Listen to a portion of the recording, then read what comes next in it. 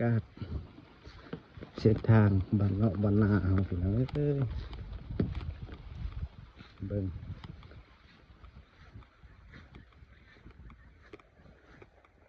อันนี้เขาไปเดินบ้านนอกอะไรพี่น้องเอ้ยเขาเอิ้นชนบทเขาไปเดินบ้านนอกบ้านนาเขาเอิ้นชนบท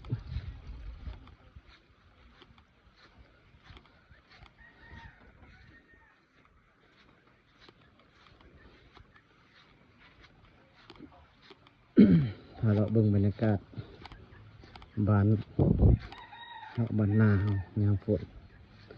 มฝนตกลิ้นพี่น้องฝนเขาก็ตกเศร้า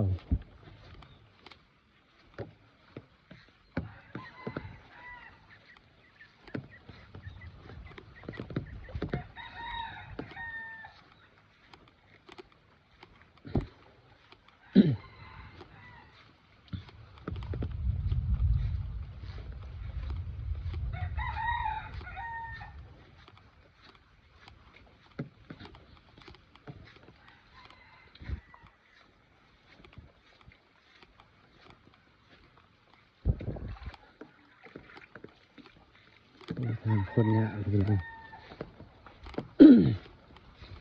ยามนี้จะพอแห้งพี่น้องทางโคตรเนี่ยไปเลยมีหน้าตีบ้านพี่น้องงามเป็นงามด้วยหน้าตีบ้านได้เข้าดีสุดเนี่ยหน้าตีบ้าน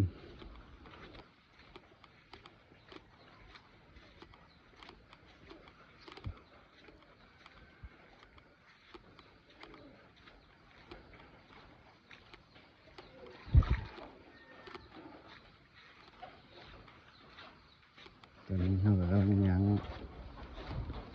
เลาะพี่น้องเลาะบ้านเมื่อวิทั้งหลายกับฝนตกเขานอนจุ้ยอยู่หอมเลาะ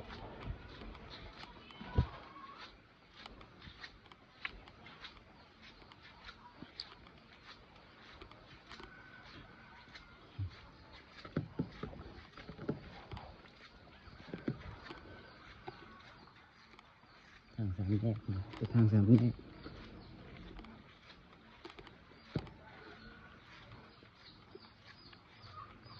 บรรยากาศบ้านนอกบ้านนา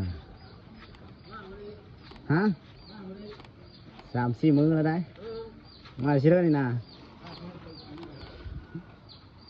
น้อยเนาะมันแต่ซื้อขนมว่ะ